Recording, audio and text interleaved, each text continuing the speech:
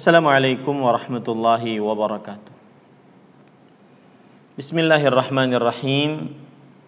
Innal hamdalillah nahmaduhu wa nasta'inuhu wa nastaghfiruh wa na'udzu billahi min shururi anfusina wa sayyiati a'malina. Man yahdihillahu fala mudilla lahu wa man yudlil fala hadiyalah. Wa asyhadu an la ilaha illallah wahdahu la syarika lah wa asyhadu anna Muhammadan abduhu wa rasuluh. Ya ayyuhalladzina amanu taqullaha haqqa tuqatih wa la tamutunna illa wa antum muslimun. Ya ayyuhan nasu taqu rabbakumul ladzi khalaqakum min nafsin wahidah wa khalaqa minha zawjaha wa batha minhuma rijalan katsiran wa nisaa'a wattaqullaha alladzi tasaaluna bihi wal arham innallaha kana 'alaikum raqiba. Ya ayyuhalladzina amanu taqullaha wa qulu qawlan sadida yuslih lakum a'malakum wa yaghfir lakum dhunubakum wa man yuti'illaha wa rasulahu faqad faza fawzan 'azima. Amma ba'd.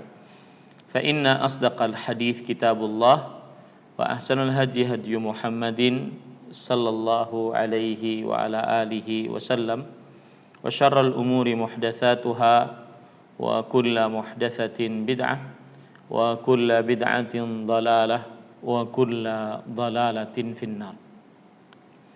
Alhamdulillah, kita bersyukur pada Allah Subhanahu wa taala pada hari ini, hari Selasa pagi 9 Sya'ban 1442 Hijriah, kita dimudahkan oleh Allah Subhanahu wa taala untuk kembali duduk bersama mengkaji ayat-ayat suci Al-Qur'an dan hadis-hadis Rasul sallallahu alaihi wa ala alihi wasallam, yaitu mempelajari sebuah hadis yang menyebutkan 3 landasan pokok agama Islam.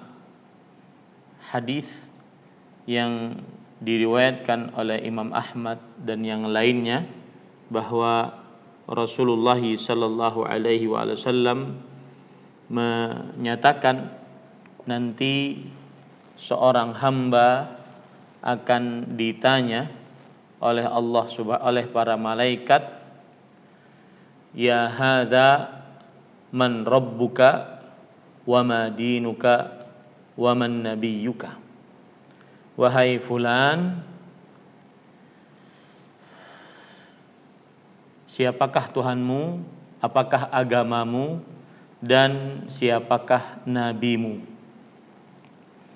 Pada pertemuan sebelumnya kita sudah membahas man rabbuka dengan 3 pertemuan, siapa Tuhanmu.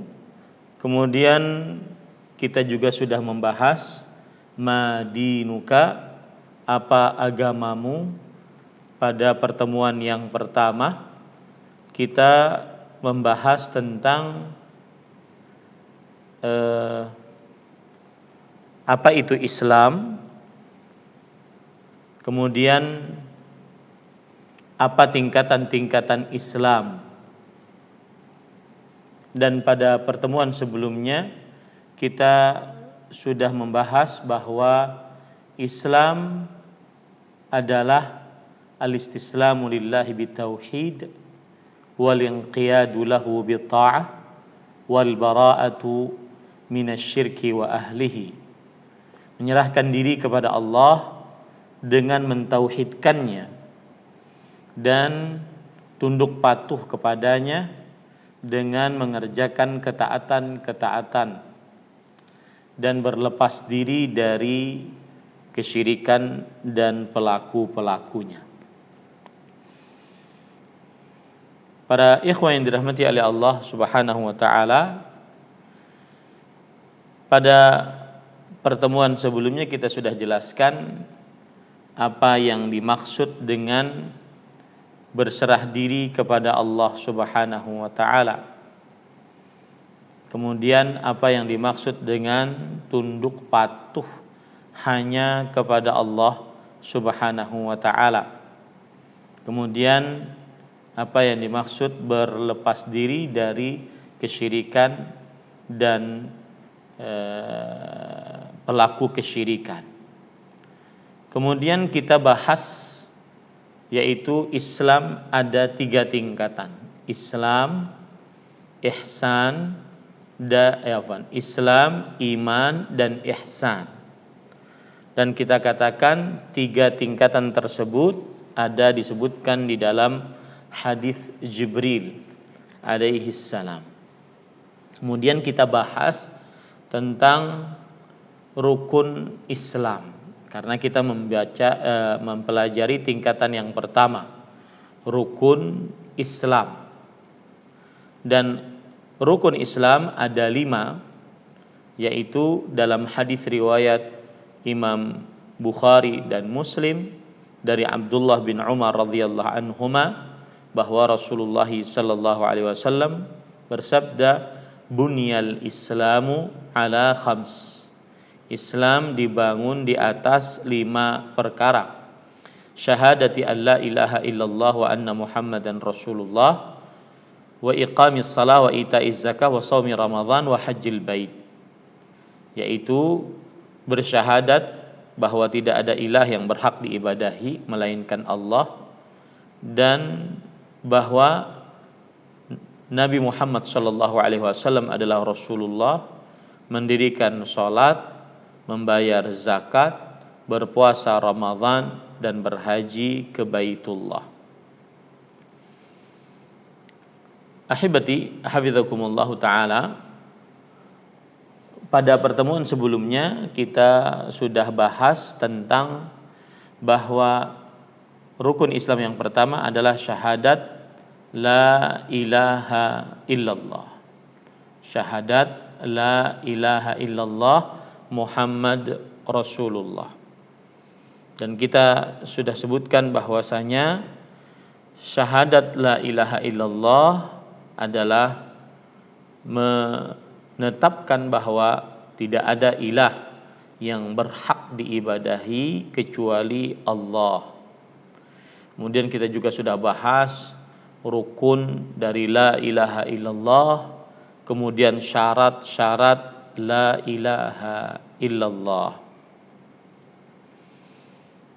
Dan pada pertemuan kali ini kita akan membahas tentang rukun yang kedua dan rukun yang ketiga, yaitu mendirikan sholat dan kemudian berpuasa pada bulan Ramadan. Di dalam ayat Al-Quran atau sholat dulu, rukun yang kedua dari rukun Islam adalah sholat. Dan sholat sehari semalam sebanyak 5 kali. Sholat subuh, sholat zuhur, sholat asar, sholat maghrib, sholat isya. Dan Rasulullah sallallahu alaihi wasallam mendapati syariat sholat ini ketika 1 tahun atau 2 tahun sebelum beliau berhijrah ke kota Madinah. Artinya beliau mendapati sholat ini masih di kota Mekah. Dan sholat 5 waktu hukumnya wajib bagi setiap muslim baligh, berakal, selain wanita yang haid dan nifas. Berarti hanya orang kafir atau anak kecil yang belum baligh atau orang gila yang tidak mempunyai akal dan wanita yang haid dan nifas yang tidak sholat. Selama dia muslim, baligh, berakal, tidak haid dan nifas, wajib sholat. Jika tidak, diancam siksa, bahkan bisa berujung kepada kekufuran.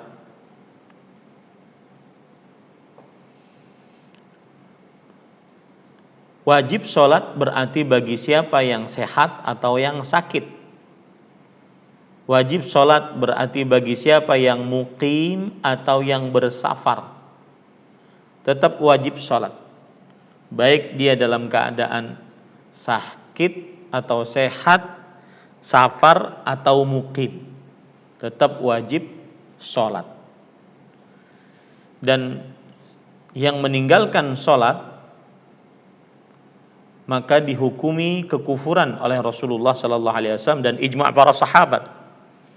Sebagaimana hadis riwayat Imam Ahmad, al-ahdu alladhi bainana wa bainahumus salah, faman tarakaha faqad kafar. Perjanjian antara kami kaum muslimin dengan mereka kaum kafirin adalah perihal salat. Siapa yang meninggalkan salat maka sungguh dia telah kafir.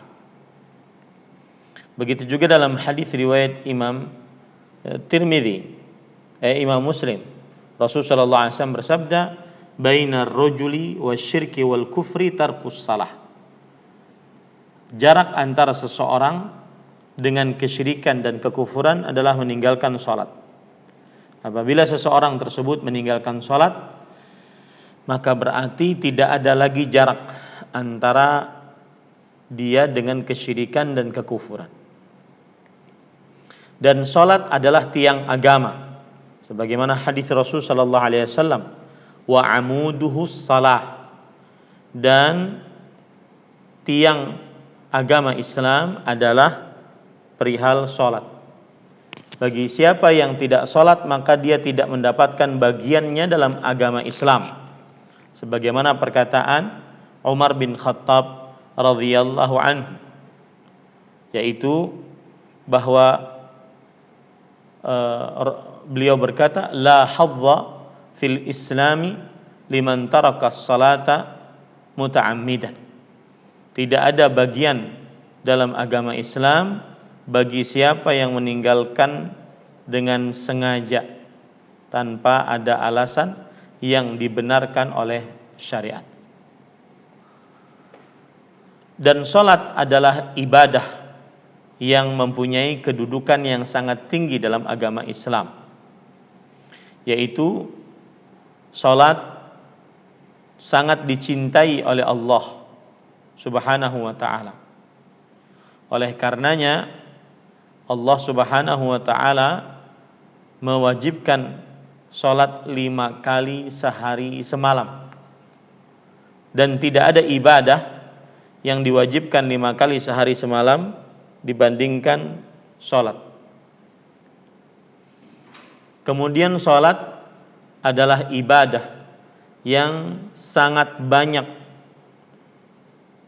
amalan sunnahnya.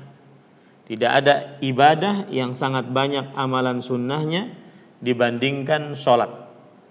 Sholat rawatib, qabliyah, ba'diyah, dan sholat duha, sholat tahajud, sholat witir, sholat tarawih, sholat banyak, begitu banyak yang menunjukkan bahwa sholat ibadah yang sangat dicintai oleh Allah Subhanahu wa ta'ala. Kemudian sholat mempunyai keutamaan. Keutamaan sholat adalah menghapus dosa, sebagaimana hadis Rasul sallallahu alaihi wasallam, as-salawatul khams wal jumu'atu ila jum'ah wa ramadhan ila ramadhan mukaffiratu ma bainahunna idza ijtunibatil kaba'ir. Artinya salat 5 waktu, Jumat kepada Jumat, Ramadan kepada Ramadan, menghapuskan dosa-dosa di antaranya bagi siapa yang meninggalkan dosa-dosa besar. Maka termasuk proses mengenal agama Islam adalah meyakini bahwasanya Islam 3 tingkatan: Islam, iman, ihsan. Dan tingkatan yang pertama yaitu Islam, dan di dalam tingkatan yang pertama terdapat rukun yang pertama yaitu syahadat la ilaha illallah Muhammad Rasulullah. Kemudian rukun yang kedua yaitu mendirikan sholat. Kemudian setelahnya rukun yang ketiga yaitu berpuasa pada bulan Ramadan. Berpuasa pada bulan Ramadan adalah termasuk dari rukun-rukun Islam yang tidak sah Islam seseorang tanpa berpuasa pada bulan Ramadan. Padahal dia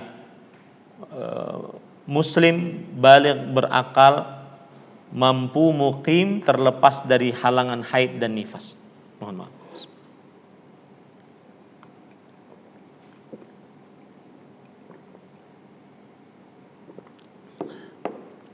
Saya minum pakai tangan kanan. Ahibati hafizakumullahu taala, berpuasa pada bulan Ramadan hukumnya wajib bagi siapa yang muslim, baligh, berakal, mampu muqim, terlepas dari halangan haid dan nifas. Dan berpuasa pada bulan Ramadan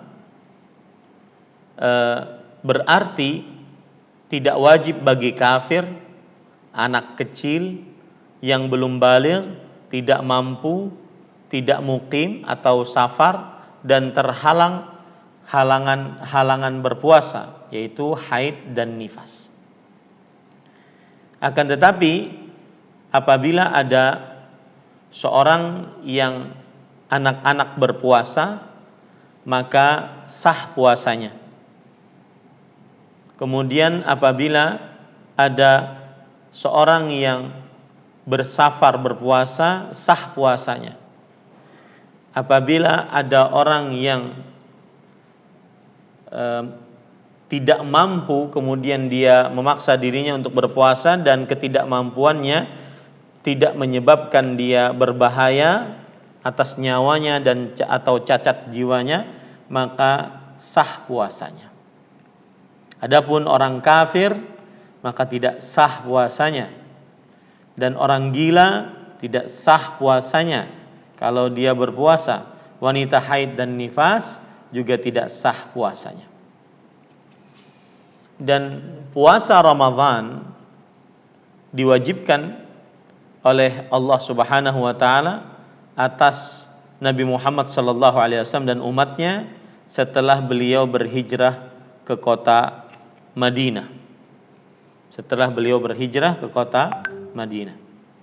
Dalil yang menunjukkan wajibnya berpuasa Ramadan adalah banyak ayat, di antaranya surat Al-Baqarah ayat 183. Ya ayyuhalladzina amanu kutiba alaikumus shiyam kama kutiba alal ladzina min qablikum la'allakum tattaqun.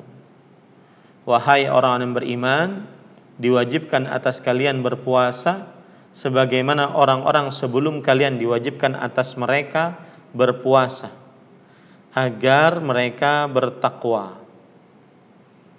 Begitu juga dalam surat Al-Baqarah ayat 185, Allah Subhanahu wa taala berfirman, "Faman syahida minkumus syahra falyasumhu." Barang siapa di antara kalian menyaksikan bulan Ramadan, maka berpuasalah pada bulan Ramadan tersebut. Dan yang tidak berpuasa Ramadan maka diancam siksa yang berat, yaitu digantung kakinya, kemudian ditarik dari kedua arah bibirnya ke arah kakinya, sehingga mengucur darah dari orang tersebut. Dan ini menunjukkan bahwasanya sangat berbahaya dan dosa besar meninggalkan puasa Ramadan dengan sengaja. Bahkan Imam Az-Zahabi rahimahullahu taala mengatakan bahwasanya la hadza wa indal mu'minina muqarrarun wa indal mu'minina muqarrarun man taraka as-siyama muta'ammidan bighairi 'udhrin annahu syarrun minaz zani wa mudminil khamr. Siapa yang meninggalkan puasa Ramadan tanpa ada alasan syar'i, dia lebih buruk dari seorang wanita pezina dan lebih buruk dari seorang yang kecanduan minuman keras. Ini termasuk daripada hal yang berkaitan dengan rukun yang ketiga, yaitu berpuasa pada bulan Ramadan di setiap tahunnya. Rukun yang keempat yaitu menunaikan zakat. Menunaikan zakat adalah rukun dari rukun Islam yang tidak sah Islam seseorang kecuali dia menunaikan zakat bagi siapa yang sanggup, bagi siapa yang sudah mencukupi syarat-syaratnya. Dan dalil yang menunjukkan bahwasanya zakat diwajibkan adalah surah Al-Bayyinah ayat 5. Wa ma umiru illa liya'budullaha mukhlishina lahuddin. Dan tidaklah mereka diperintahkan kecuali untuk beribadah kepada Allah dengan ikhlas, menegakkan agama untuknya.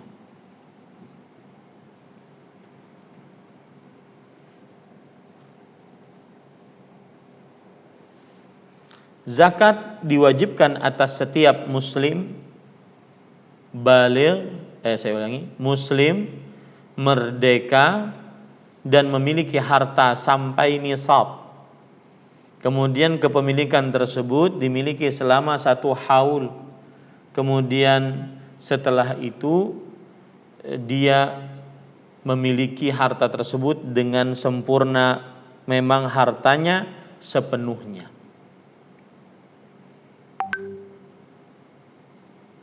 Para ikhwan yang dirahmati oleh Allah Subhanahu wa taala, pada kesempatan kali ini kita ingin mempelajari zakat. Dan zakat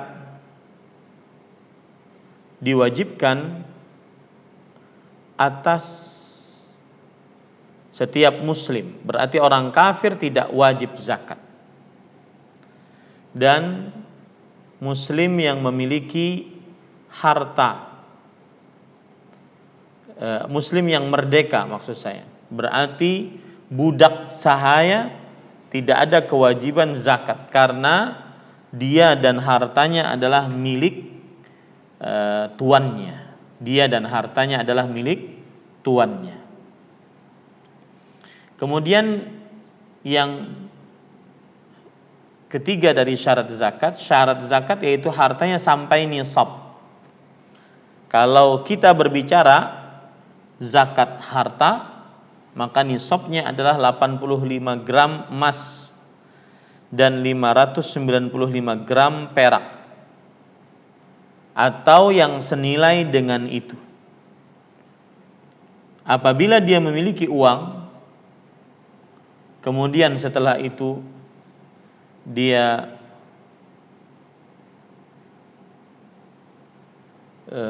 memiliki uang sampai nisab, maka harta tersebut jika melalui 1 haul, 1 tahun dan tidak berkurang ataupun bertambah, tidak berkurang dari nisab, maka pada saat itu wajib baginya mengeluarkan harta tersebut sekitar 2,5% jika harta tersebut dimiliki secara sempurna pada tahun yang akan datang. Maksudnya setelah satu haul dari kepemilikan nisab. Dan zakat tidak mengenal apakah baligh atau tidak baligh. Zakat mengenal jumlah harta. Jika harta tersebut mencapai nisab dan dimiliki secara sempurna dan melalui satu haul, wajib zakat padanya 2,5% atau jumlah harta dibagi 40. Adapun apabila hartanya tidak sampai nisab, maka pada saat itu tidak wajib zakat padanya. Dan nisab yang paling rendah adalah nisab perak bagi zakat harta, yaitu 595 gram perak. Kalau kita buka indogold.id, harga emas hari ini harga beli 99,99% ya, 867,236 rupiah, 867.236 rupiah. Sedangkan harga perak murni 99,9%, 17.380. Coba kita hitung, apabila seseorang memiliki uang berapa sampai dia mencapai nisab perak. Karena nisab perak adalah nisab yang paling rendah, yang apabila seorang muslim mencapai hartanya sampai nisab perak, maka wajib zakat harta padanya. 17.000 berapa tadi? 17.380. 17.380 dikali 595 gram sama dengan 10.341.100 rupiah. Kita bulatkan 10.500.000. Kalau seandainya ada orang memiliki uang 10.500.000, maka berarti dia wajib zakat. Dia wajib zakat jika harta tersebut dia miliki selama satu haul dan tidak berkurang dari nisabnya, dan boleh bertambah. Coba kita hitung sekarang, kalau orang mempunyai 10.500.000, kita bagi 40. 40 adalah sama dengan 2,5%. Lebih mudahnya kita bagi 40, sekitar 262.500. Itulah harta yang wajib dia zakati. Ya, harta yang wajib dia zakati 262.500 rupiah. Begitulah cara mengeluarkan zakat. Dan saya nasihatkan lebih baik memakai tanggalan kalender Qamariyah ataupun bulan-bulan Hijriyah. Kenapa demikian? Karena hari-harinya lebih sedikit, sehingga kaum muslimin bisa mengeluarkan zakat dengan cepat dan hartanya terbersihkan dari kotoran-kotoran dan hak-hak orang miskin, orang fakir, kemudian yang berhak mendapatkan zakat segera mendapatkan zakatnya.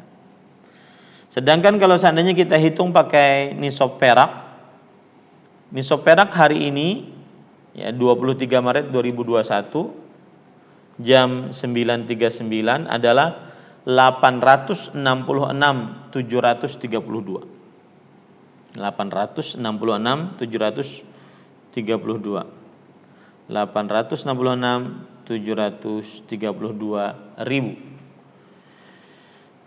Kita katakan nisab perak adalah 85 gram emas, berarti kali 85 sama dengan 73.672.220 rupiah. Tapi kita genapkan menjadi 74 juta. Ya, biar mudah menghitungnya.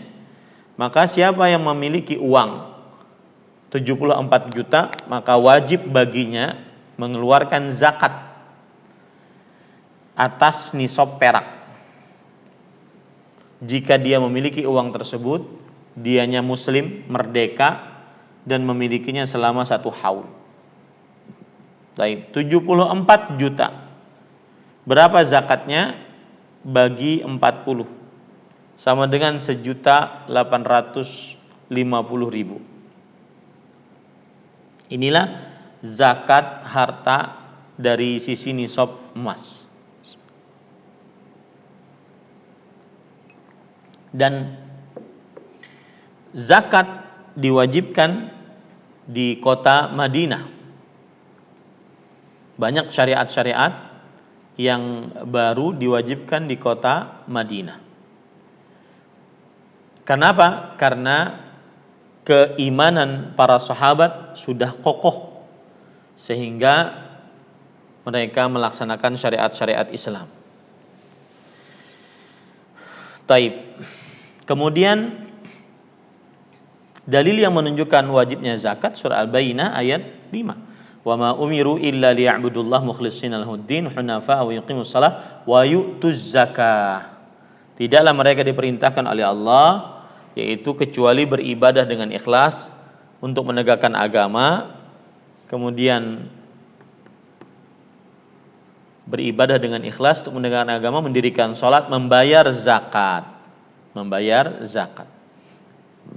Dan zakat diberikan kepada orang-orang yang sudah disebutkan oleh Allah Subhanahu wa taala dalam Al-Qur'an, di antaranya surat At-Taubah ayat 60. Innamat taubatu 'ala Allahi lilladzina ya'maluna as-su'a bijahalah thumma yatubuna min qaribin faulaika yatubullahu 'alaihim wa kana Allahu 'aliman hakima. Saya ulangi, itu salah ayat, salah.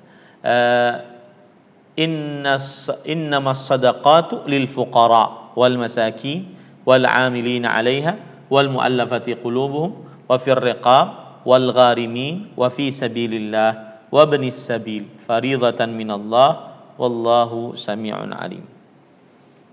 Yang artinya sesungguhnya zakat, dalam hal ini Allah memakai kata sedekah, diberikan kepada orang fakir, miskin, amil zakat, dan orang yang mu'allaf hatinya, ditarik hatinya untuk tetap dalam agama Islam. Bismillah. Saya minum pakai tangan kanan.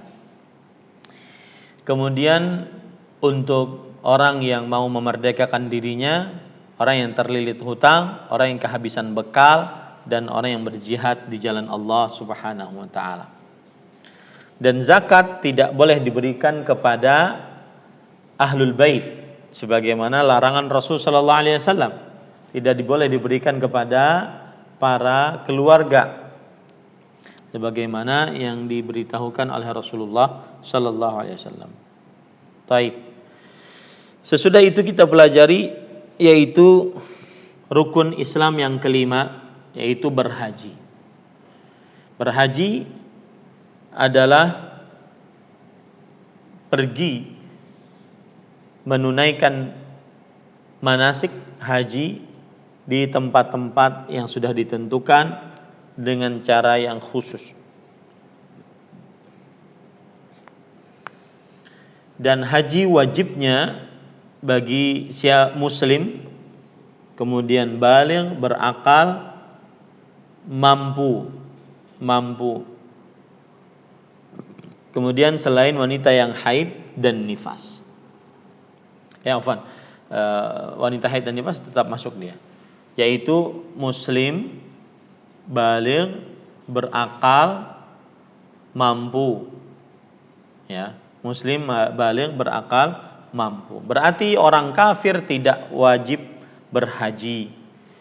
dan seorang yang baligh tidak wajib berhaji, tetapi apabila dia berhaji sah hajinya dan pahalanya untuk orang tuanya. Kemudian yang ketiga, seorang yang gila tidak wajib berhaji dan tidak sah hajinya kalau dia gila. Kemudian yang keempat, muslim baligh berakal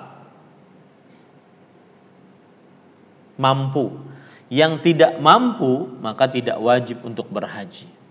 Dan mampu dibagi menjadi dua, mampu dalam bekal selama perjalanan dan mampu kekuatan. Mampu kekuatan. Ditambah khusus kemampuan untuk para wanita, yaitu adanya mahram bagi para perempuan. Adanya mahram bagi para perempuan.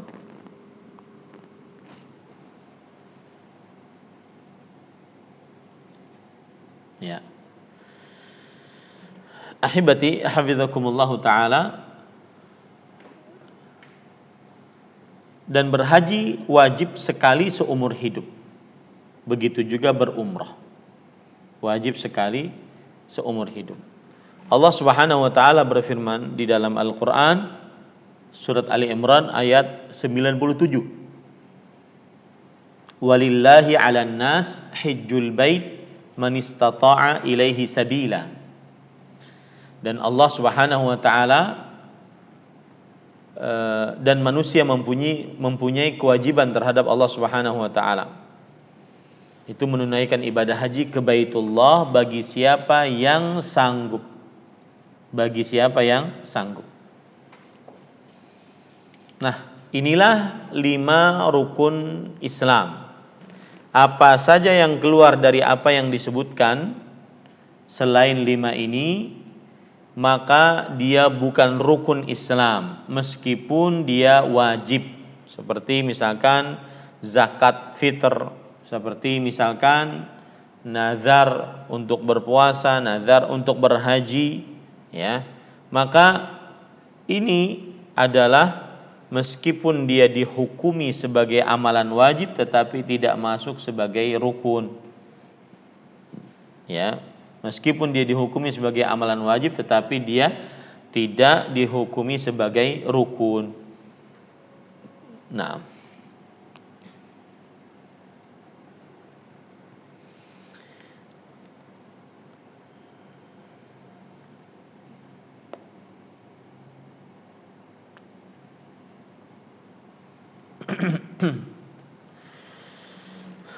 Taib. Para ikhwah yang dirahmati oleh Allah Subhanahu wa taala, kemudian selanjutnya tingkatan Islam yang kedua yaitu iman. Jadi kan Islam sudah kita bicarakan dengan 5 rukunnya. Kemudian iman sekarang. Para ikhwah yang dirahmati oleh Allah Subhanahu wa taala, iman ada 2 makna. Makna secara umum yaitu agama yang dibawa oleh Nabi Muhammad sallallahu alaihi wasallam, ini disebut dengan iman. Ya, ini disebut dengan iman. Dan ajaran lebih tepatnya yang dibawa oleh Nabi Muhammad sallallahu alaihi wasallam, maka ini disebut dengan iman. Dan hakikat iman secara istilah syariat adalah kepercayaan yang kokoh, baik secara batin ataupun secara lahir, ucapan ataupun hati. Ya. Kepercayaan yang kokoh secara lahir dan batin terhadap Allah Subhanahu wa taala. Dengan mengerjakan syariat yang diturunkan kepada Nabi Muhammad sallallahu alaihi wasallam. yang selalu dirasakan dengan merasa diawasi oleh Allah Subhanahu wa taala. Itulah iman. Iman adalah kepercayaan yang kokoh secara lahir dan batin terhadap Allah dan beribadah kepadanya dengan menjalankan syariat yang diturunkan oleh Allah kepada Nabi Muhammad sallallahu alaihi wasallam, ya, kepada Nabi Muhammad sallallahu alaihi wa ala alihi wasallam. Nah, ini iman secara umum seperti itu. Adapun iman secara khusus adalah keyakinan hati. Keyakinan hati. Apabila kata iman, kata Islam digandeng, maka berarti Islam adalah perbuatan lahiriah dan iman adalah perbuatan batiniah. Kemudian iman mempunyai cabang yang banyak. Yang paling tinggi adalah ucapan la ilaha illallah. Dan yang paling rendah adalah menghilangkan gangguan dari jalan. Dan sifat malu termasuk dari cabang keimanan. Terjadi perbedaan pendapat di antara para ulama, berapakah cabang keimanan? Dalam riwayat Bukhari, bid'un wa sittun, 60 lebih. Dalam riwayat Muslim, bid'un wa sab'un, 70 lebih. Kemudian para ikhwan yang dirahmati oleh Allah, cabang keimanan di sini adalah bagian-bagian iman yang apabila dikerjakan berarti itu menunjukkan dia sedang orang beriman. Dan iman ada 6 rukunnya, sebagaimana Islam mempunyai 5 rukunnya. Iman ada 6 rukunnya, sebagaimana Islam mempunyai 6 rukunnya. Rukun iman, beriman kepada Allah, pada malaikat, pada kitab-kitabnya, para rasulnya, hari akhir, dan takdirnya, baik dan buruknya. Taib.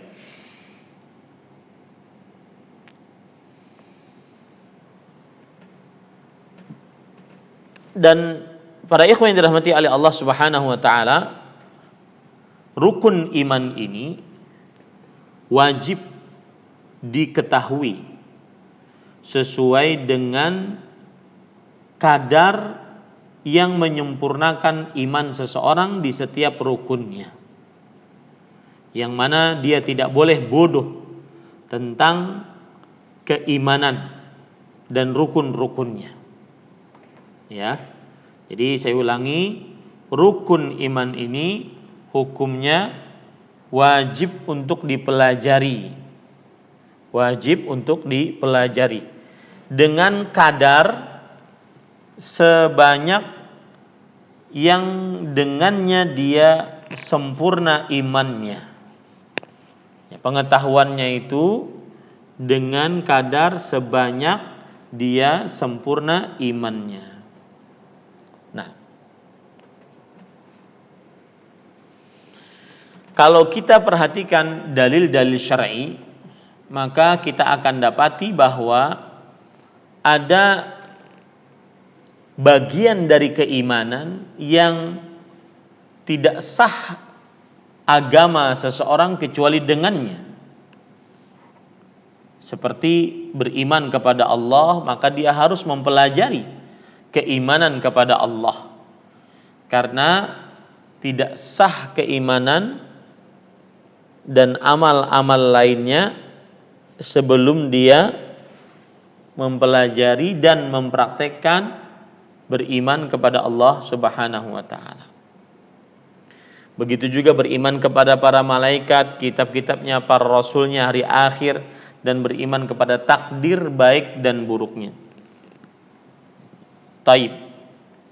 Apa batasan minimal yang dengannya sah keimanannya jika dia berbicara tentang beriman kepada Allah?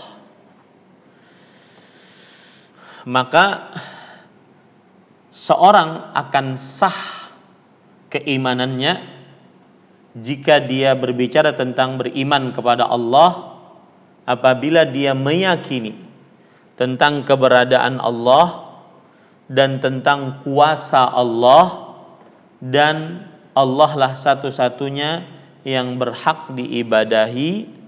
Dia memiliki nama-nama yang husna dan sifat-sifatnya yang ulia. Itulah keimanan yang cukup dan sah ketika dia beriman kepada Allah Subhanahu wa taala.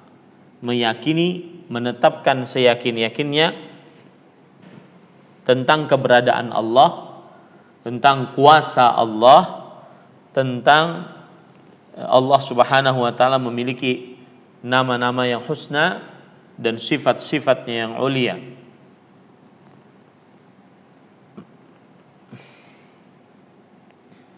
Serta Allah Subhanahu wa taala memiliki ibadah.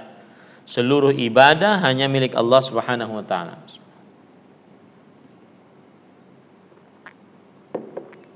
Saya minum dengan tangan kanan. Kemudian ahibati hafizakumullahu taala, adapun kadar yang wajib yang sah dari iman kepada para malaikat adalah mengimani bahwa para malaikat adalah makhluk dari makhluk-makhluk Allah Subhanahu wa taala.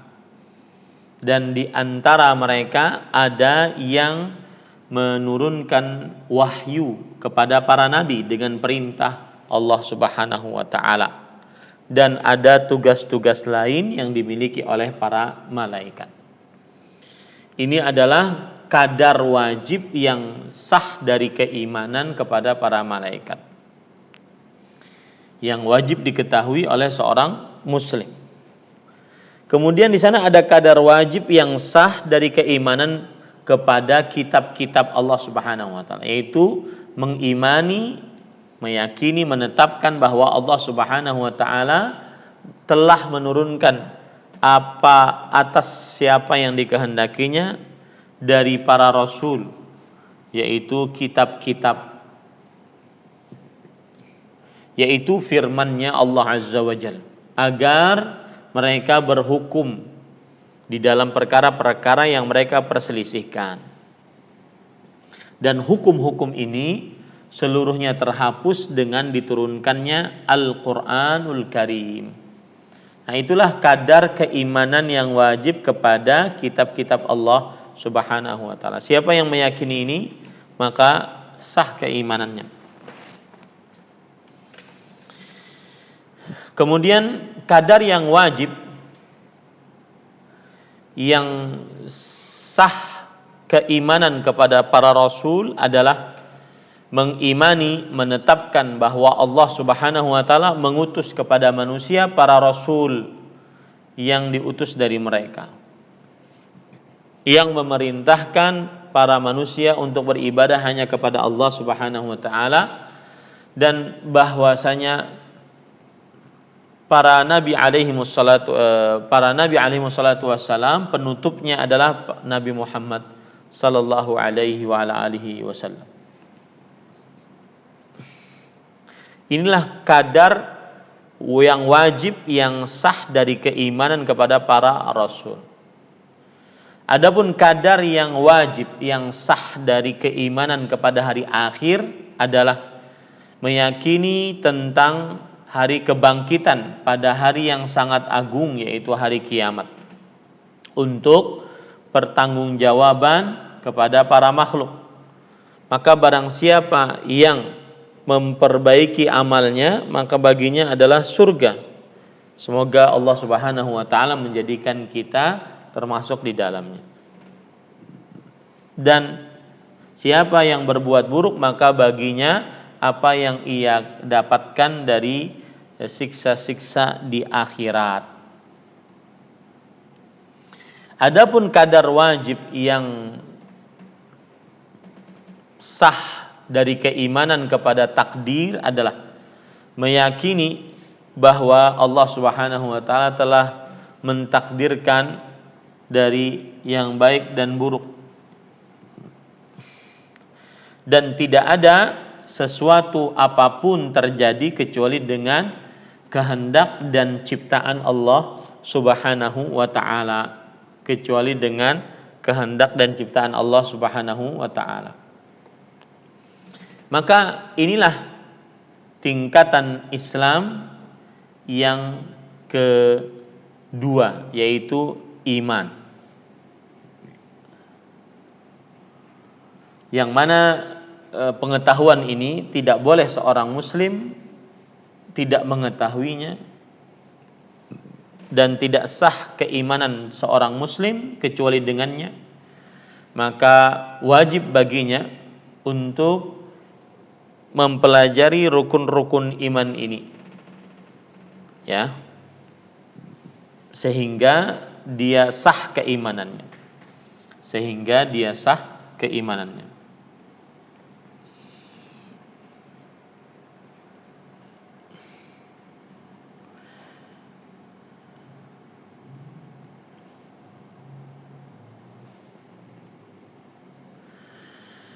Taib. Maka kapan didapati pengetahuan tentang ini dan keyakinan di dalam hati, maka itu sudah mencukupi untuk sahnya iman seorang hamba. Yang saya sebutkan tadi, kapan didapati dalam hatinya ada keyakinan tentang itu. Saya minum dengan tangan kanan. Keyakinan tentang itu dan dia meyakininya dengan seyakin-yakinnya, maka sah keimanannya. Adapun hal-hal di belakang itu dari permasalahan-permasalahan keimanan, maka ada yang wajib untuk diteliti, ya, ada yang dia adalah tidak wajib untuk diteliti. Tetapi seorang dikatakan sudah mencukupi keimanannya dan sah keimanannya dengan meyakini yang sudah disebutkan tadi di awal. Taib, kalau seandainya ada orang yang awam bertanya, dan dia seorang muslim, bertanya tentang para malaikat, maka dia mengatakan, saya tidak tahu malaikat. Dan dia juga mengatakan tidak ada di sana namanya malaikat. Maka yang seperti ini tidak muslim. Kenapa? Karena dia belum tetap kepadanya dasar iman. Karena dia kehilangan kadar yang wajib, yang sah dari keimanan kepada para malaikat. Maka wajib baginya untuk mengimani bahwa para malaikat adalah makhluk Allah Subhanahu wa taala. Dan bahwa dari mereka ada yang menurunkan wahyu atas para nabi alaihi wassalatu wassalam. Kalau ada orang awam lainnya ditanya, siapa yang menciptakan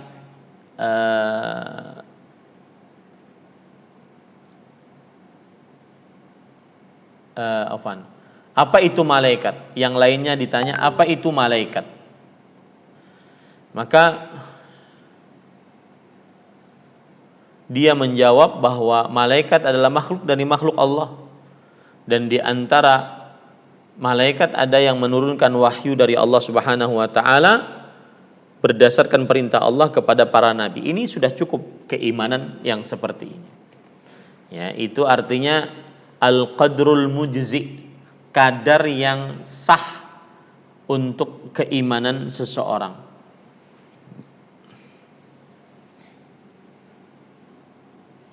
Nah, kalau ada orang ditanya siapa yang menurunkan wahyu dari malaikat tersebut, maka dia mengatakan, saya nggak tahu. Yang penting ada dari malaikat yang menurunkan wahyu kepada para nabi. Lalu dia tidak tahu siapa yang menurunkan wahyu tersebut. Maka ketidaktahuannya ini tidak membatalkan keimanan. Nah, ini contohnya.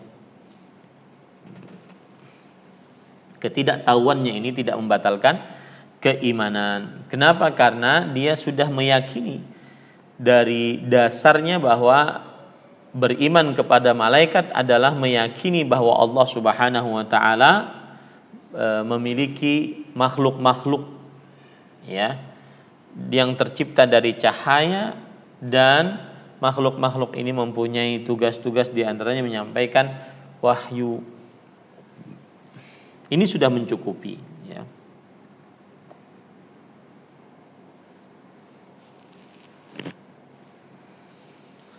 Dan begitu juga masalah-masalah keimanan lainnya. Yang jelas sekali lagi saya katakan, kadar wajib beriman kepada Allah yang sah dengannya keimanan kepada Allah adalah meyakini Allah ada, Allah Maha Kuasa, Allah yang paling berhak diibadahi, Allah memiliki nama-nama yang husna dan sifat-sifat yang ulia.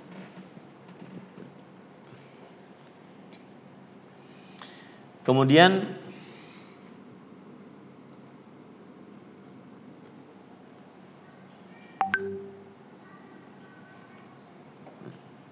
ya, kadar yang wajib juga beriman kepada para malaikat adalah mengimani bahwa para malaikat adalah makhluk dari makhluk Allah, dan di antara mereka mempunyai tugas menyampaikan wahyu kepada para nabi. Ini sudah cukup.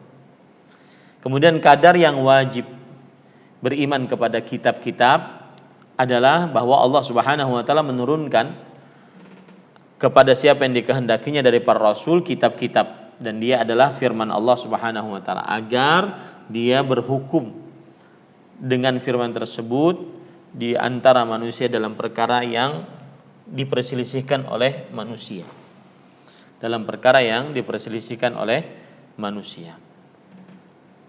Dan seluruhnya dari kitab-kitab tersebut terhapus kecuali Al-Quran. Al-Quran adalah akhir kitab dan penyempurna.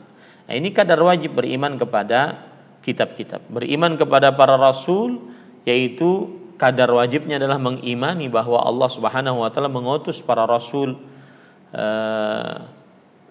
dari golongan mereka, memerintahkan mereka untuk beribadah kepada Allah, dan bahwa penutup para rasul adalah Nabi Muhammad sallallahu alaihi wasallam. Kadar yang wajib beriman kepada hari akhir adalah beriman tentang hari kebangkitan pada hari kiamat untuk permintaan pertanggungjawaban.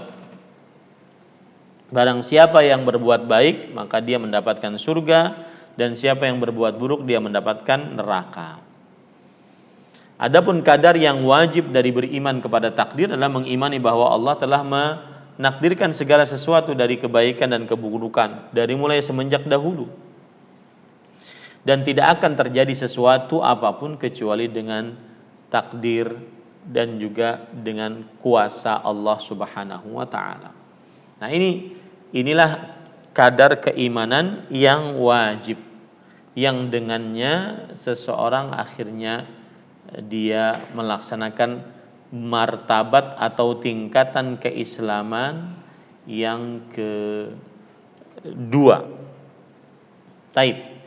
Sekarang kita membicarakan tingkatan keislaman yang ketiga yang paling tinggi, yaitu ihsan. Ya. Dan ihsan ada dua macam.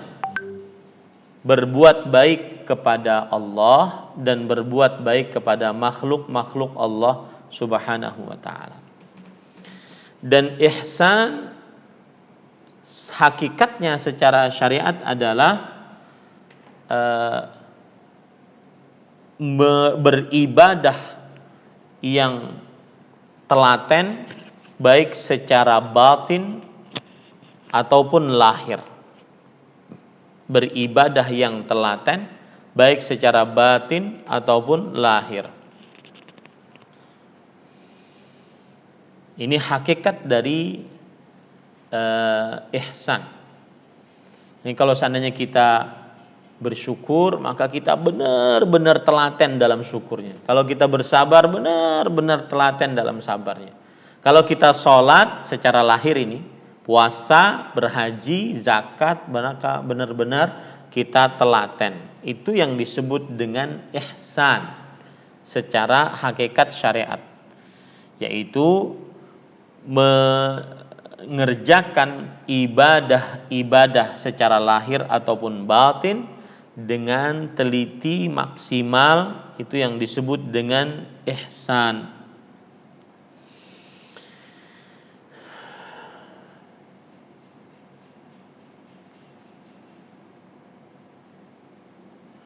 Dan 3 tingkatan Islam ini, ya, Islam, iman, dan ihsan, ini adalah bisa dikatakan sinonim. Islam dan iman, atau Islam dan ihsan, atau iman dan ihsan, maka setiapnya mempunyai keumuman dan kekhususan. Baik. Sekarang apa kadar wajib dari ihsan kepada Allah Subhanahu wa taala? Kadar wajib dari ihsan kepada Allah Subhanahu wa taala berserah diri atas seluruh keputusan Allah Subhanahu wa taala. Berserah diri. Bersabar atas takdir-takdir yang dianggap buruk. Berserah diri. Ini ihsan kepada Allah Subhanahu wa taala. Kemudian ihsan kepada hukum-hukum Allah. Ya, hukum-hukum Allah Subhanahu wa taala, baik itu perintah ataupun larangan. Maka ini adalah dari kadar wajib seorang muslim dari ihsan, yaitu menerima apapun takdir Allah Subhanahu wa taala. Ini adalah kadar wajib dari ihsan yang pertama kepada Allah Subhanahu wa taala. Yang kedua adalah menerima dari hukum-hukum Allah Subhanahu wa taala. Dan ihsan ada 2 rukun, sebagaimana Islam punya 5 rukun, kemudian iman ada 6 rukun, kemudian ihsan ada 2 rukun. Rukun yang pertama adalah yaitu beribadah kepada Allah. Beribadah kepada Allah Subhanahu wa taala. Dan rukun yang kedua, ibadahnya dilakukan dengan merasa diawasi oleh Allah Subhanahu wa taala. Ya. Rukun yang kedua, ibadahnya dilakukan dengan merasa diawasi oleh Allah Subhanahu wa taala.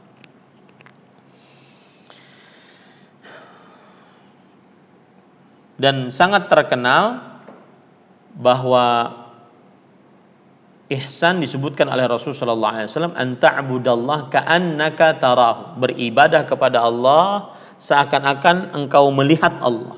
Baik ibadah itu lahiriah ataupun batiniyah, baik itu praktis ataupun non praktis, salat, puasa, zakat, haji praktis, atau non praktis nolong orang, amar ma'ruf nahi mungkar, bakti orang tua, non praktis artinya tidak ada ritual tertentu dari ibadah tersebut. Maka hendaknya dia mengerjakan ibadah tersebut baik lahir ataupun batin dengan ihsan. Apa maksudnya dengan ihsan? Menganggap bahwasanya dia melihat Allah, seakan-akan dia melihat Allah, atau kalau seandainya tidak bisa, maka seakan-akan dia dilihat oleh Allah Subhanahu wa taala. Nah, itulah 3 tingkatan keislaman. Dengan begini kita berarti sudah mengenal madinuka, apa agamamu, yaitu Islam, dan Islam mempunyai 3 tingkatan dan sudah kita bicarakan tingkatan-tingkatan tersebut beserta rukun-rukunnya. Walhamdulillah alladzi bi ni'matihi tatimmus shalihat. Dan insyaallah taala pada pertemuan yang akan datang kita akan mempelajari pokok ajaran Islam yang ketiga, yaitu dari pertanyaan di dalam hadis, man nabiyuka, siapa nabimu. Semoga yang disampaikan bermanfaat. Wallahu a'lam. Kita masuk kepada pertanyaan-pertanyaan yang sudah dikirim oleh panitia.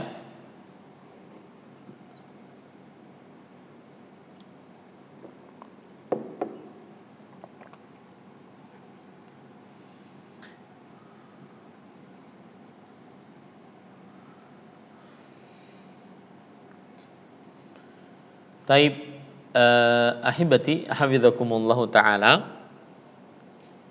Pertanyaan pertama, izin bertanya Ustadz, bagaimana keimanan atau percaya kepada Rasul Allah? Seorang dai dalam berceramah hanya menyampaikan dalil dari Al-Quran saja. Kalau seandainya dia menyampaikan dalil dari Al-Quran saja dan mengingkari hadis Rasul, maka berarti kepercayaan kepada para Rasulnya tidak benar dan dia belum beriman.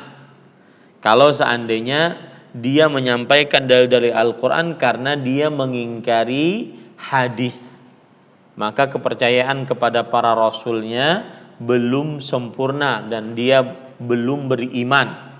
Dia belum beriman. Tapi kalau seandainya dia menyampaikan ayat Al-Quran saja, bukan karena mengingkari, tapi karena memang permasalahannya tersebut hanya ada dalam Al-Quran, maka ini tidak mengapa. Wallahu alam. Taib. Pertanyaan kedua. Assalamualaikum warahmatullahi wabarakatuh. Waalaikumsalam warahmatullahi wabarakatuh. Bagaimana hukumnya kita makan di Bali? Mayoritas Hindu tapi restonya milik Muslim. Dan apakah ayam atau daging yang dibeli dari pasar tradisional di Bali tersebut boleh kita makan? Jazakumullahu khairan. Maka jawabannya, apabila kita makan di restoran pemiliknya Muslim tetapi berada di daerah yang mayoritas non Muslim, maka jawabannya halal. Ya, karena seorang Muslim tahu batasan-batasan mana yang halal, mana yang haram. Itu satu. Yang kedua, apabila ternyata ayam ataupun hewan-hewan yang disembelih dagingnya itu dibeli dari pasar tradisional yang ada di daerah mayoritas non-Muslim, maka jawabannya, jika kita berada di daerah mayoritas non-Muslim dan non-Muslim tersebut adalah orang Yahudi atau Nasrani ahli kitab, maka sah penyembelihannya, kecuali kalau kita mengetahui bahwa disembelih dengan selain nama Allah atau disembelih bukan dengan syariat Islam, maka pada saat itu tidak boleh kita mengkonsumsi ayam atau daging tersebut.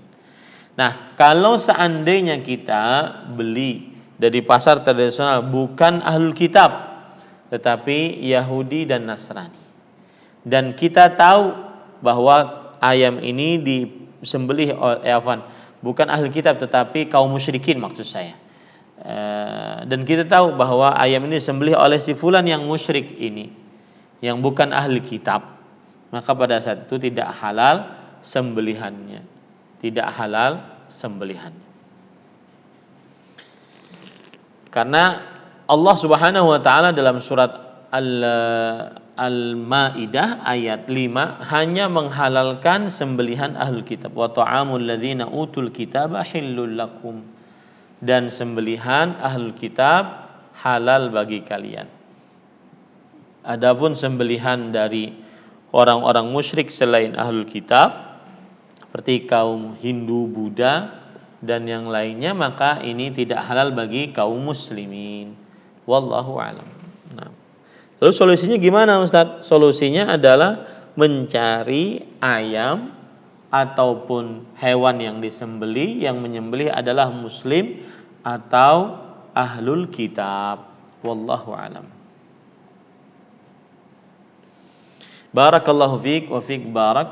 Bagaimana hukumnya memakan makanan yang ada lapisan emas 24 karat yang aman dimakan? La haula wala quwata illa billah.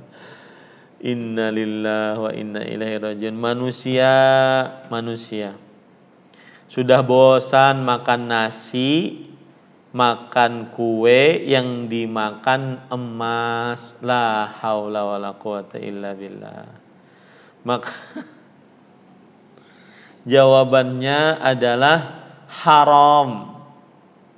Karena Di antara emas ada yang dipakai, dan apabila yang memakai itu perempuan halal.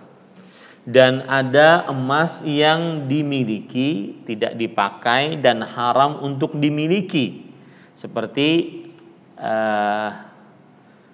bejana-bejana, sendok, garpu, gelas, piring, baju, ya, maka ini haram untuk dimiliki karena Rasul sallallahu alaihi wasallam mengatakan fa inna lahum fid dunya wa lana fil akhirah, bahwa emas-emas itu bagi orang-orang yang tidak beriman di dunia dan bagi kita di akhirat. Wallahu a'lam. Kemudian pertanyaan selanjutnya adalah, apakah memakai sendok atau garpu yang ada lapisan emas dan perak bukan full perak, apakah termasuk dalam hadis larangan tersebut? Maka jawabannya adalah yang terlarang yaitu memakai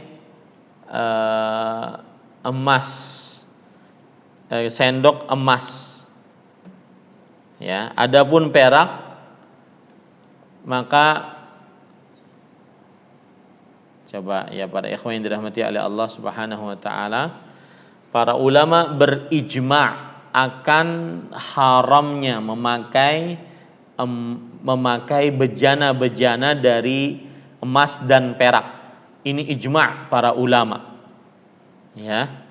Berdasarkan hadis riwayat Bukhari dan Muslim dari Abu Hurairah radhiyallahu anhu, Rasul sallallahu alaihi wasallam bersabda, "La tashrabu fi aniyati adh-dhahabi wal fiddah, wa la talbasul harira wad dibaj, fa innaha lahum fid dunya wa lakum fil akhirah." Jangan kalian meminum di tempat-tempat yang terbuat dari emas dan perak, dan janganlah kalian wahai para lelaki memakai sutra yang tebal atau yang tipis. Sesungguhnya hal-hal itu bagi mereka di dunia dan bagi kalian di akhirat. Dalam hadis riwayat Imam Bukhari dan Muslim dari Ummu Salamah zaujin Nabi sallallahu alaihi wasallam, bahwa Rasul sallallahu alaihi wasallam bersabda, "Alladzi yashrabu fi ina'il fiddah innama yujarjiru fi batnihi nara jahannam." Yang artinya yang meminum pada wadah yang terbuat dari perak, maka sesungguhnya dia memasakkan api di dalam perutnya di neraka jahanam. Maka para ikhwah yang dirahmati oleh Allah Subhanahu wa taala, ini masuk ke dalamnya seluruh alat, baik itu sendok, garpu, gelas, cangkir, piring, mangkok dengan segala macam bentuknya, maka diharamkan bagi seorang muslim. Bahkan para ulama berijma' keharaman ini, sebagaimana dikatakan oleh Ibnul Qattan dalam kitab Al-Iqna' fi Masail Ijma', wa ajma'al ulama annahu la yajuzu li muslimin an ya'kula wala an yashraba fi aniyati adh-dhahabi wal fiddah. Para ulama berijma' bahwa tidak boleh bagi seorang muslim untuk makan dan minum di tempat yang terbuat dari emas dan perak.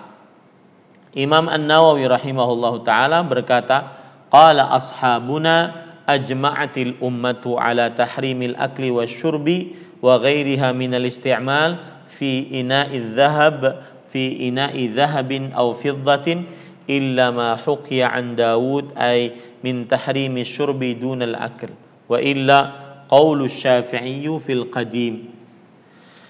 Yang artinya para ulama madhab kami, yaitu madhab Syafi'i, bersepakat mengatakan bahwa umat Islam bersepakat atas keharaman makan dan minum dan selain keduanya dari pemakaian dalam tempat-tempat emas dan perak, kecuali yang dikisahkan dari Dawud Az-Zahiri. Ini para ikhwan yang dirahmati oleh Allah Subhanahu wa taala. Dan perhatikan baik-baik. Keharaman memakai bejana-bejana, tempat-tempat yang terbuat dari emas dan perak, ini berlaku baik bagi laki-laki ataupun perempuan, dan ini tidak ada perbedaan pendapat di antara para ulama rahimahullahu taala. Dan ini adalah mazhab Imam Abu Hanifah, Imam Malik, dan Imam Asy-Syafi'i, dan juga Imam Ahmad.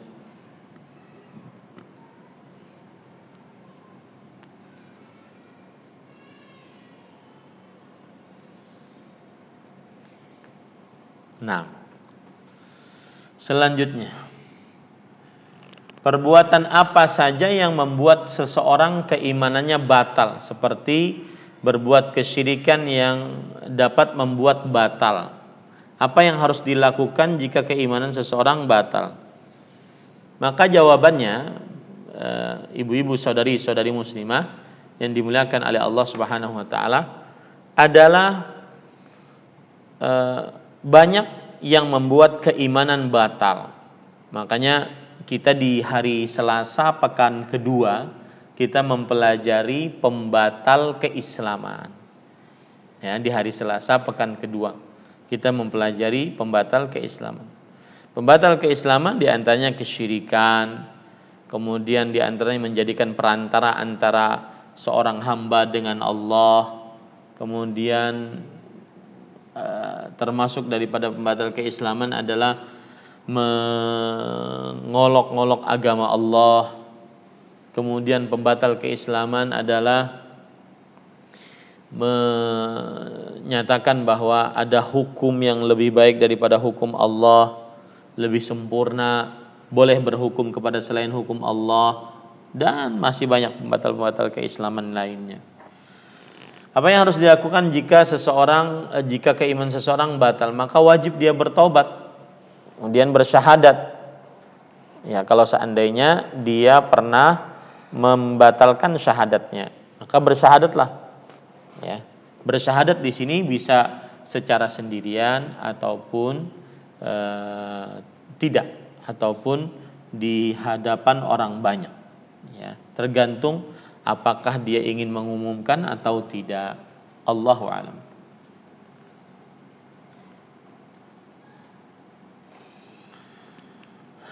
Kemudian selanjutnya, ada nama-nama malaikat yang tidak ada dalilnya dalam Al-Quran maupun hadis yang diyakini masyarakat. Misalnya malaikat pencabut nyawa, yaitu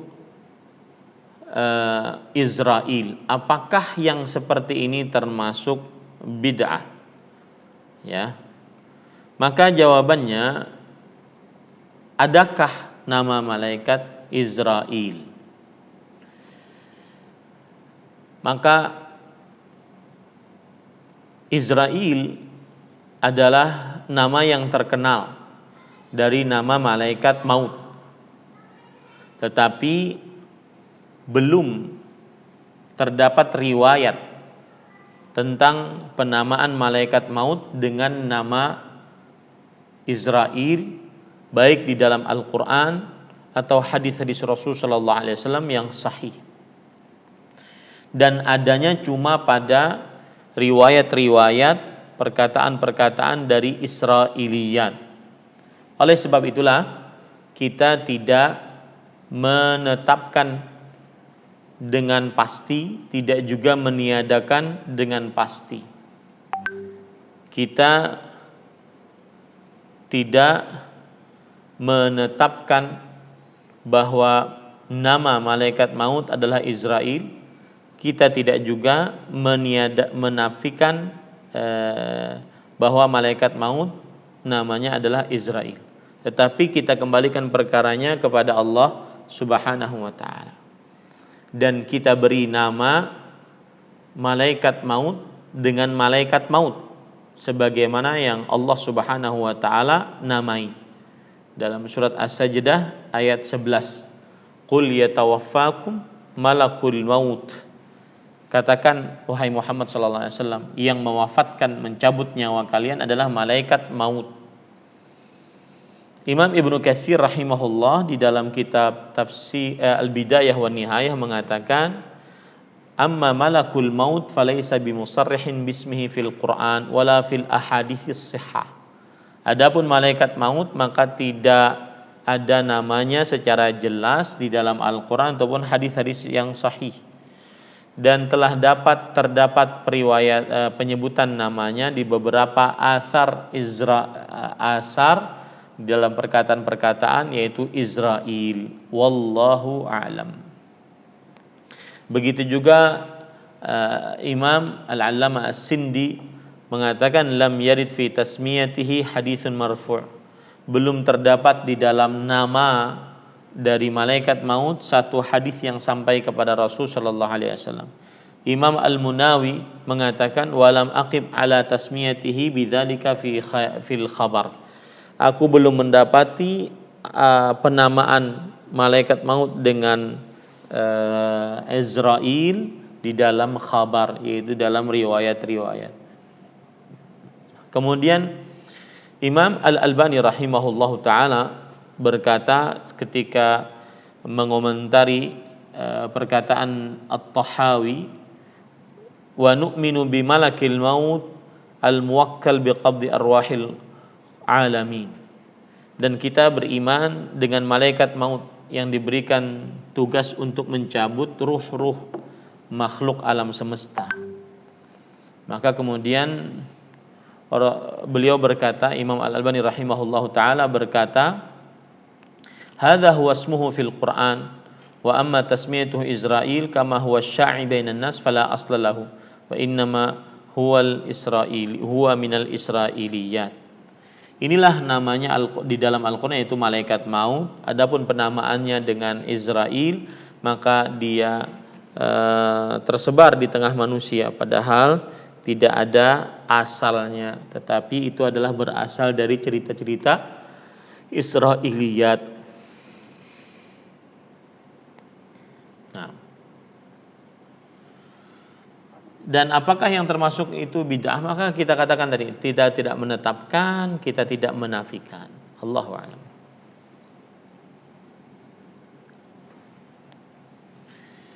Kemudian pertanyaan selanjutnya yang keenam, izin bertanya, apakah dana yang kita pinjamkan ke orang juga harus kita bayarkan zakatnya? Kita pinjamkan ke orang harus kita bayarkan zakatnya. Maka jawabannya adalah ini namanya piutang, ya. Maka piutang ini bisa dizakati, bisa tidak dizakati. Dilihat yang berhutang mau bayar atau tidak. Jadi jangan menyulitkan diri sendiri. Kalau seandainya yang berhutang kira-kira dianggap susah bayar, tidak mau bayar, maka pada saat itu dia jangan menghitungnya, jangan menyulitkan diri sendiri. Nah, sementara kita belum mengetahui apakah orang tersebut akan membayar hutangnya atau tidak. Nah, makanya di sana kan ada hutang itu cicilan. Kalau seandainya kira-kira cicilannya itu dia lancar, kemudian cicilannya itu dia bagus, maka berarti dihitung. Kalau seandainya tidak ada rimbanya, ada orang berhutang kadang-kadang tidak ada rimbanya, maka pada saat itu jangan dihitung. Ya, berarti uangnya memang tidak ada. Kecuali nanti kalau sudah ada, ya, dia sudah dapatkan di tangannya, maka berarti dia membayarkan zakatnya. Nah, ini yang saya sebut tadi, bahwasanya penting kita untuk memahami bahwa harta kita ini kita miliki secara sempurna atau tidak. Nah, itu berkaitan dengannya, berkaitan dengan apakah dia memiliki hutang, ya, atau tidak, dan seterusnya. Nah, pertanyaan selanjutnya, dalam hadis riwayat Muslim, siapa yang mendoakan kebaikan untuk saudaranya dalam keadaan saudaranya tidak mengetahui, maka malaikat yang ditugaskan akan mendoakannya amin dan bagimu semisalnya. Apakah kita harus mendoakan saudara kita yang mempunyai masalah yang sama dengan yang kita hadapi agar mendapatkan doa malaikat? Apakah kita harus mendoakan saudara kita yang mempunyai masalah yang sama yang kita hadapi? Maka Jawabannya adalah seseorang semestinya berdoa untuk dirinya sendiri dulu, baru untuk orang lain, ya, baru untuk orang lain. Kemudian agar kita mendapatkan doa dari para malaikat, ya, kemudian sehingga kita mendapatkan doa tadi, maka kita berdoa untuk kaum muslimin secara umum. Misalkan Rabbana ighfir lana wa li ikhwanina alladhina sabaquna bil iman wa la taj'al fi qulubina ghillan lil ladzina amanu rabbana innaka raufur rahim. Wahai Rabb kami, ampunilah dosa-dosa kami dan orang-orang yang sebelum kami, ya, dan seterusnya seperti itu. Jadi intinya berdoa kepada Allah untuk orang-orang yang beriman secara lahiriah, ya, secara lahiriah dan tidak diketahui oleh orang-orang beriman tersebut. Adapun dalam pertanyaan seperti ini, maka kita lebih baik berdoa untuk kemaslahatan diri kita dulu, ya. Berdoa. Kemudian kita berdoa secara umum untuk kemaslahatan kaum muslimin. Wallahu a'lam. Dulu saya pernah berdoa meminta syafaat kepada Rasulullah sallallahu alaihi wasallam. Sekarang saya baru mengetahui hal tersebut tidak dibolehkan. Apakah cukup saya bertobat, bertekad untuk tidak mengulangi? Itu cukup sudah. Ya, ini sudah cukup. Dan saya ingin mengingatkan, berdoa minta syafaat kepada Rasulullah sallallahu alaihi wasallam saat sekarang ini tidak diperbolehkan. Kenapa demikian? Karena syafaat adalah milik Allah, maka mintalah kepada Allah. Wa anna syafa'ata lillah, kata Rasulullah sallallahu alaihi wasallam, dan bahwasanya syafaat itu adalah milik Allah, maka mintalah syafaat kepada Allah Subhanahu wa taala. Kemudian yang kedua,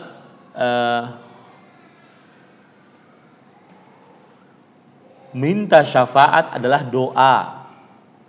Minta syafaat adalah doa. Dan doa tidak boleh diberikan kecuali hanya kepada Allah Subhanahu wa taala. Minta syafaat adalah doa, dan doa tidak boleh diberikan kecuali hanya kepada Allah Subhanahu wa taala, karena doa adalah ibadah. Nah, doa adalah ibadah. Baik. Kemudian yang ketiga, meminta syafaat dibolehkan kepada makhluk apabila sudah ada perizinan dari Allah Subhanahu wa taala. Maka selama tidak ada perizinan, maka tidak diperbolehkan. Nah. Dan cara bertaubatnya adalah dia beristighfar kepada Allah, kemudian dia menyesal atas perbuatannya, kemudian bertekad untuk tidak melakukan lagi. Wallahu a'lam. Kemudian selanjutnya, dalam keadaan pandemi ini saya kebanyakan futur dalam berzikir selain zikir pagi dan petang yang dirutinkan. Amalan dan zikir apa yang dapat menaikkan keimanan? Jazakumullahu khairan. Untuk jawabannya Ustaz, maka jawabannya doa yang paling utama. Doa, karena doa itu membuat kita lebih bersemangat, karena hati dibolak-balik oleh Allah Subhanahu wa taala. Maka mintalah kepada Allah ketetapan hati.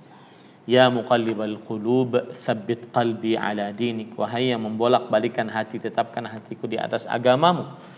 Kemudian juga Rasulullah sallallahu alaihi wa alihi wasallam sering berdoa, Allahumma hdini wasaddidni, ya Allah, berikan aku petunjuk dan dekatkan aku kepada kebenaran. Kemudian juga Rasulullah sallallahu alaihi wasallam memberikan wasiat kepada Mu'adz bin Jabal, Allahumma a'inni ala dzikrika wa syukrika wa husni ibadat. Ya Allah, tolonglah aku untuk beribadah kepadamu, berzikir kepadamu. Apa Abdurrahman mau ikut kajian?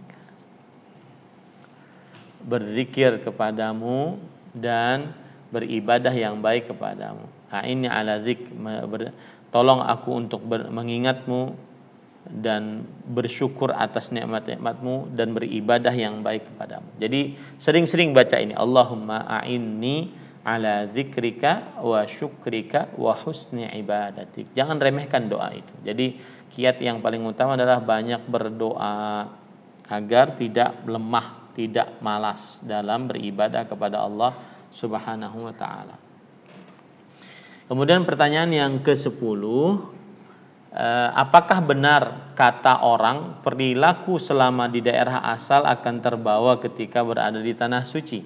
Misal dia suka cela orang di tanah suci, jadi suka cela orang tanpa bisa ditahan. Maka jawabannya ini sebenarnya tidak ada dalil dari Al-Quran dan hadis Rasulullah SAW. Akan tetapi kan orang bisa karena biasa. Maka siapa yang terbiasa dengan sesuatu, maka dia akan terbiasa dengan sesuatu tersebut nanti di akhirat. Nanti di kota Mekah. Jadi kebiasaan yang sulit untuk dia tinggalkan. Kebiasaan yang sulit untuk dia tinggalkan. Wallahu a'lam. Tetapi apakah selalu seperti itu? Tidak juga. Ya, tidak juga. Banyak orang-orang yang malah ketika sampai Madinah, Mekah, dia bertobat kepada Allah Subhanahu wa taala. Kadang di dalam hati ada bisikan-bisikan untuk tidak melakukan ketaatan kepada Allah. Apakah cukup dengan membaca ta'awudz, bukan ta'awush ya, ta'awudz pakai zal. Ta'awudz, a'udzu pakai zal, bukan ta'awush. Atau harus bagaimana? Maka jawabannya ini pernah terjadi di zaman Rasulullah sallallahu alaihi wasallam tentang akan hal ini. Saya bacakan hadisnya.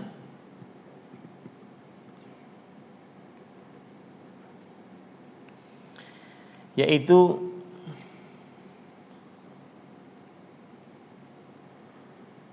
hadis riwayat Imam Muslim dari Abu Hurairah radhiyallahu anhu. Ja'a nasun min ashabin Nabi sallallahu alaihi wasallam fasa'alu inna najidu fi anfusina ma yata'adhamu ahaduna ay yatakallama bih. Wahai Rasulullah, kita ada beberapa orang yang menemui Rasulullah sallallahu alaihi wasallam. Lalu mereka bertanya kepada Rasulullah SAW, wahai Rasulullah, kita dapati dalam hati kita sesuatu yang sangat berat untuk kita mengucapkannya. Sangat berat untuk kita mengucapkannya. Artinya berkaitan dengan keimanan kepada Allah, apakah Allah itu ada semacam terbesit di dalam hati. Dan saya punya santri ada yang begitu tuh. Sampai akhirnya dia terbisikkan ke dalam dirinya, dia itu Tuhan. Ya, dia itu Tuhan. Maka ini hati-hati. Maka kata Rasulullah SAW, ya, waqad wajadtumu, apakah kalian benar-benar telah mendapati hal itu dalam hati kalian? Maka kata para sahabat mengatakan, na'am. Dzaka sharihul iman. Itulah keimanan yang nyata. Keimanan yang nyata. Maksud daripada keimanan yang nyata adalah bahwa dirinya sekarang sedang berkecamuk. Keimanan yang ada dalam hatinya melawan bisikan tersebut, sehingga ada semacam bisikan di dalam diri. Itulah yang dimaksud dengan keimanan yang nyata. Dirinya keimanan yang ada dalam dirinya melawan bisikan syaitan tersebut. Maka jawaban atau apa yang harus kita lakukan? Yang harus kita lakukan adalah qul a'udzu billahi minasyaitonir rajim. Kemudian lewatkan perasaan itu. A'udzu billahi minasyaitonir rajim, lalu lewatkan perasaan itu. Ya, itu obatnya. A'udzu billahi minasyaitonir rajim, lewatkan perasaan itu. Atau boleh juga mengucapkan la ilaha illallah, lalu lewatkan perasaan itu. Ya, ini semua adalah bisikan syaitan yang menyempitkan hati manusia.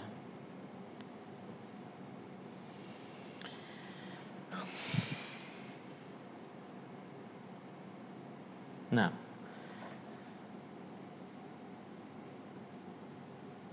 taib. Kita akan bacakan dari pertanyaan-pertanyaan yang lain. Mungkin dari Instagram ya. Saya bacakan nih, kata panitianya, boleh Ustaz dari Instagram dibaca. Apa amalan terbaik untuk bulan ini? Jawabannya, mohon jawabannya Ustaz. Jawabannya adalah puasa. Sebagaimana hadis dari Usamah bin Zaid radhiyallahu anhu, beliau berkata, "Ya Rasulullah, ma araka tasumu aktsara min Sya'ban." Wahai Rasulullah sallallahu alaihi wasallam, aku tidak pernah melihatmu berpuasa lebih banyak daripada bulan Sya'ban. Dan dalam riwayat yang lain, kana la yasumu Sya'bana kullahu, beliau yasumu Sya'bana kullahu la yasumu illa qalila. Senantiasa Rasul sallallahu alaihi wasallam berpuasa di bulan Sya'ban hampir seluruhnya, tidak berpuasa hanya sedikit saja. Hanya sedikit saja. Ini menunjukkan bahwasanya amalan yang paling utama di bulan Sya'ban adalah berpuasa. Sebabnya disebutkan oleh Rasul sallallahu alaihi wasallam. Sebabnya adalah yaitu dzaka syahrun yaghfulun nasu an. Bulan Sya'ban adalah bulan yang kebanyakan manusia lalai di dalam. Ya. Baina Rajab wa Ramadan. Bulan Sya'ban terletak antara bulan Rajab dan bulan Ramadan. Wa huwa syahrun turfa'u fihi al-a'mal, dan dia adalah bulan yang diangkat amalan-amalan kepada Allah Subhanahu wa taala. Wa ana uhibbu an yurfa amali wa ana shaim. Dan aku suka amalanku diangkat saat aku sedang berpuasa.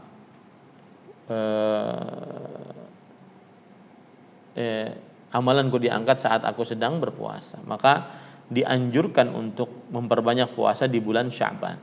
Ya, dianjurkan untuk memperbanyak puasa di bulan Sya'ban.